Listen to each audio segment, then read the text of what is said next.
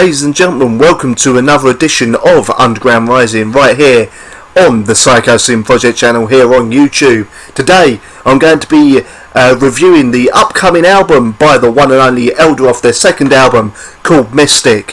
Who are Elderoth? Well, as always, let me tell ya. Founded in 2007, Elderoth is a metal band based in one of the most active metal scenes in Canada, Montreal, Quebec. Taking their music and efforts to creative new heights, Elderoth is currently gearing up for their sophomore release, Mystic, which is released on April 28th and is the album I'll be reviewing for you today. Engineering a unique style of metal music with oriental instruments from East Asia, Elderoth intertwine modern North American and European styles in a must-hear album, with each track flying across to the next. The current lineup is Colin McGee on guitars and vocals, Xavier Spaduklis, I do apologise if I got your name wrong, on bass, Vincent Hanoi on guitars, and Jesse Norman on drums.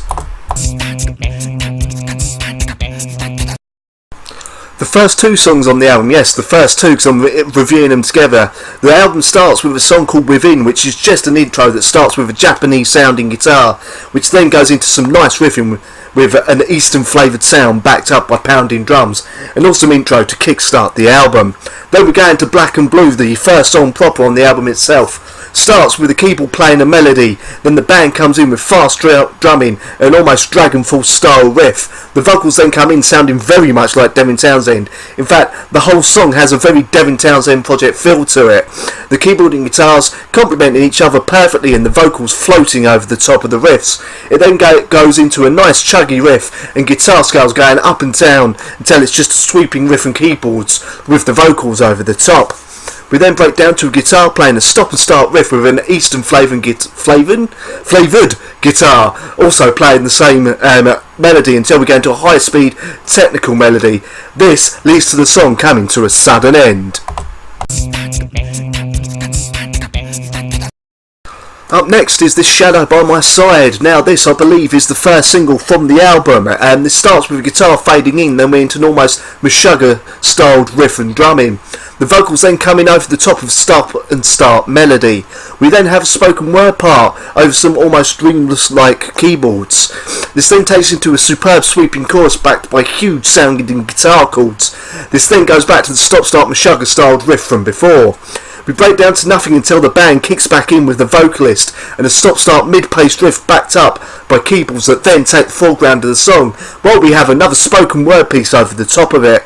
The keyboard then plays after the chorus and we're into a bass guitar led section, while the keyboard plays a melody. Then we have a guitar solo that takes us through to the end of the song with a fade out. Up next is My Future, not my own personal future. This song is called My Future. Now this starts with another Devin Townsend sounding riff and keyboard fading in. Then we're into another almost Meshuggah like riff.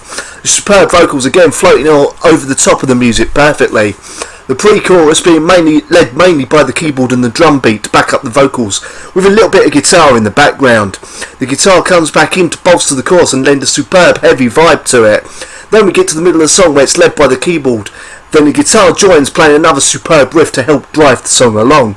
We have a few more run-throughs of the superb chorus which takes us through to the end of the song with a key change from the instruments and then another sudden ending.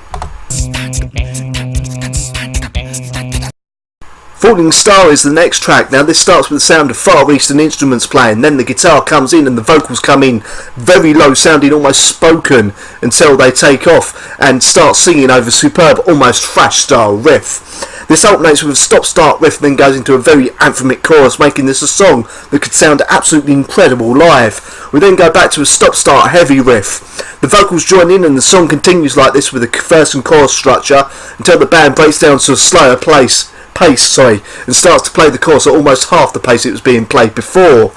Now this helps vary the sound of the song up.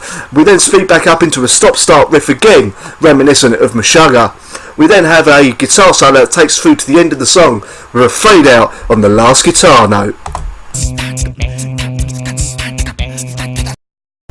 In a Dream starts with keyboards fading in. The faint sound of guitars can be found in the background, slowly fading in, playing a slow melody, creating a very dreamlike atmosphere for the song.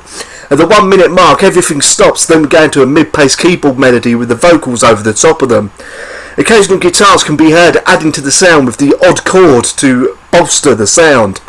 The guitars then come in with a melody and help to really add to the rising intensity of this song.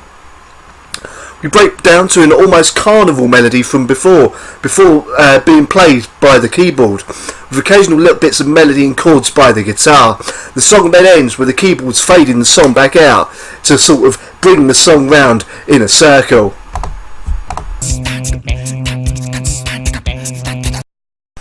Next is the ocean, which is kind of fitting considering I live literally right next to the sea here myself. But anyway, this starts with guitars playing an almost Victorious style melody, which leads us into a great riff backed up by an Eastern sounding guitar. The vocals then come in over the riff. The chorus changes pace between slow and mid-paced riffs. The vocals full of emotion on this song, superbly complementing the riffs being played. The song then breaks down to just keyboard in the middle of the song, and then the faint sound of guitars playing a slow melody from the beginning of the song again. The drums fade us back into that mid-paced superb chorus, which leads us through to the end, where the song repeats the chorus again, but this time in a different higher key, and then ends with the keyboards playing the melody. The penultimate song on the album is Far in the Sea, which is what I feel a few people who probably watch my videos wish I was. But anyway, this starts at full speed with a superb riff being backed up by those awesome Eastern sounding guitars and keyboard sounds.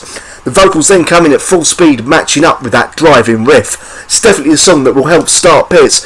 Both backing vocals help to complement the fast lead vocals. In fact, this song is almost thrash in its entire sort of pace and feel. A heavy guitar then comes in and plays the verse melody along with the drums and rhythm guitar. We then have the Eastern sounding guitar coming back in. For some reason I've written down Egyptian, I'm not entirely sure why, and play along with the main guitar until we slow down into an almost waltz style tempo and melody.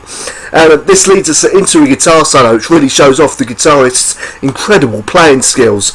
We then go into a mid-paced riff with the vocalist singing over the top, backed by those Eastern instruments in the background. Slides through to the end of the song where a second guitar plays a different slower melody than the main riff, and the song comes to a sudden end.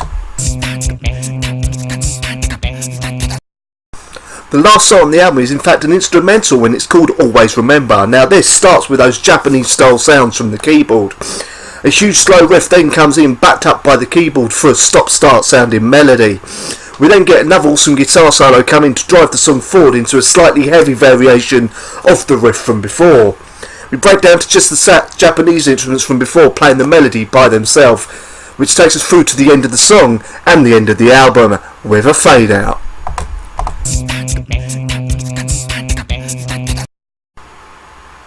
So, what did I think of Elderoth's Mystic, their second album? Honestly, I really enjoyed it. I didn't know what to expect because I'd never heard the band before, but I really loved the sort of really strong Devin Townsend and Meshuggah influences in there, while also bringing in their own kind of progressive influences and progressive sound, and also adding that kind of a sweeping sort of Eastern, Japanese and Chinese style sounds to the songs as well, while also not stretching songs on and on, keep them actually at quite a nice length because they knew when the song was done and had been played out, while also varying up the different kind of speeds of the songs as well, from going obviously on that the penultimate track going for a bit more of a thrashy, heavier vibe, while earlier on they're more sort of had songs that had more space in them to breathe. But anyway, definitely go check them out. It is released on April the 28th. Go check them out on Facebook, give them a like as well, tell them you saw the review of them and checked them out because of this video. Please support the show as well, obviously check out Patreon, the link is about there, and I will be back soon with another review. This has been Underground Rising right here on the Psychosin Project channel on YouTube. Thank you for watching. Feel free to like and subscribe. Good night, everyone.